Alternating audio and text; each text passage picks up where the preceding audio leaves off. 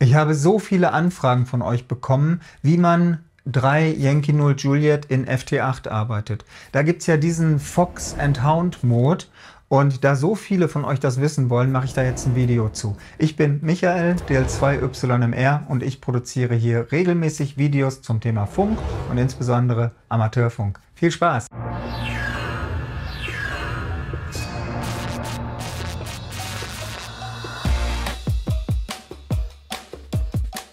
Ja, ich gehe erstmal davon aus, dass ihr euch mit FT8 einigermaßen auskennt, dass ihr die FT8 Software, also WSJTX zum Beispiel, richtig konfiguriert und funktionsfähig auf eurem Rechner habt. Und wenn das so ist, dann gehen wir jetzt mal hier auf meinen Rechner und gucken, wie WSJTX einzustellen ist, um in diesem Fox and Hound Modus zu arbeiten, um 3 Yankee 0 Juliet zu arbeiten. Dann kommt mal mit. So, das ist jetzt der normale FT8-Modus. Wir sehen also hier ganz normalen FT8-Betrieb. Wir haben hier die Bandaktivität. Wir haben das RX-Fenster. Wir haben die normalen Einstellungen. Also alles ganz normal, wie FT8 zu arbeiten ist. So, wie kommen wir jetzt in diesen Fox and Hound Mode? Wir müssen zuerst mal gucken, auf welcher Frequenz 3 Yankee 0 Juliet überhaupt arbeitet, weil Fox and Hound Mode ist nicht oder wird nicht gemacht auf den normalen FT8 Frequenzen, sondern da müsst ihr gucken, wenn ihr eine Expedition habt, so wie im Moment 3 Yankee 0 Juliet, wo die in FT8 tatsächlich senden. Und das machen wir jetzt erstmal. So, ich bin also hier wieder auf der Seite von 3 Yankee 0 Juliet, gehe einmal auf Operations und sehe hier unten bei den einzelnen Bändern die Sendefrequenzen. Wir sind jetzt hier im 17 Meter Band und hier ist die Sendefrequenz 18107, also 18090 und 18107. Ich habe vorhin gesehen in der 3 Yankee 0 Juliet Gruppe auf Facebook, hatte ich euch ja schon mal empfohlen, dass es da immer aktuelle Informationen gibt. Da hat der Pilot aus Nordamerika, der Steve, neue FT8-Frequenzen gepostet und im Moment sind sie QRV auf 18107. So, und da gehen wir jetzt mal hin. Wir gehen also erst nochmal hier in unsere Software und ich werde jetzt am Transceiver die Frequenz 18107 einstellen. Da ist auch Betrieb. Und jetzt gehe ich lösche mal hier das, was ich bisher hier so empfangen habe, aus.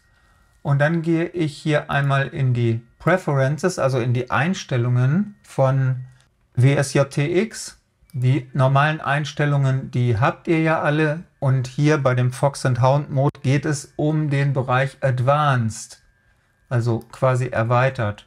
So, und hier habt ihr die Möglichkeit, einmal Special Operating Activity anzuklicken.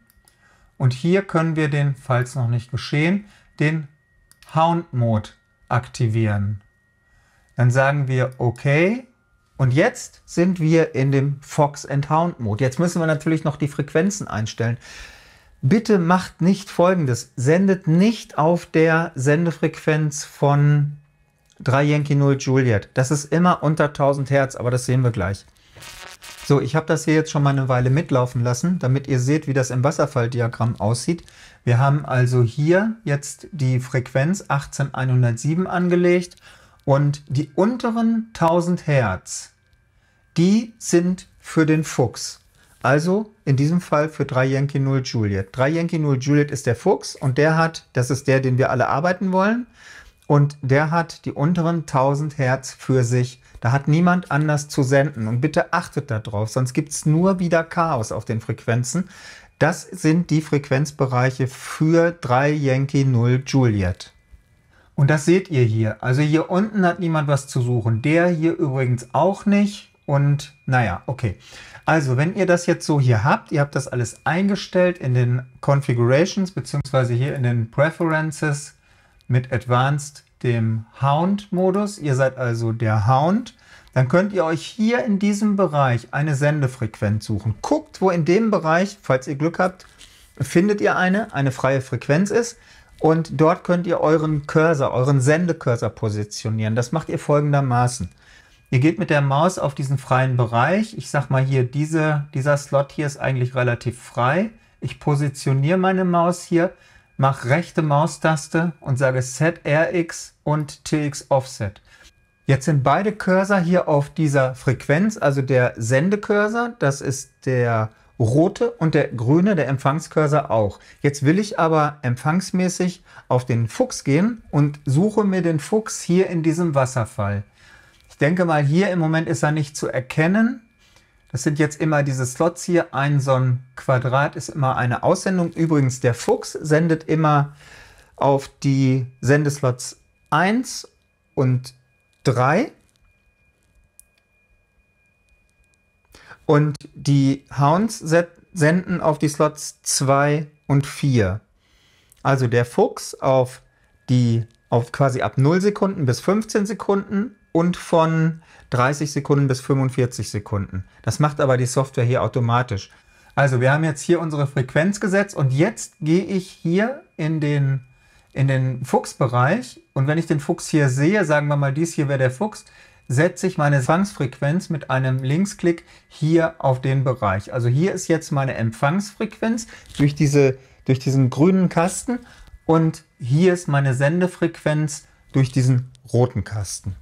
So, und jetzt sage ich, ich gebe hier das DX-Call ein, 3 Yankee 0 Juliet, falls er es nicht schon von selbst erkannt hat, und sage hier einmal Generate Standard Messages. Und dann hat er hier die Standard Messages, die er dann aussendet, die hat er hier definiert. Und ich klicke jetzt auf Enable TX. Genau, das war der zweite Slot, da ist er gerade nochmal auf Sendung gegangen. Und ich werde jetzt immer wieder mein Rufzeichen aussenden, jetzt bei 45 Sekunden gleich wieder.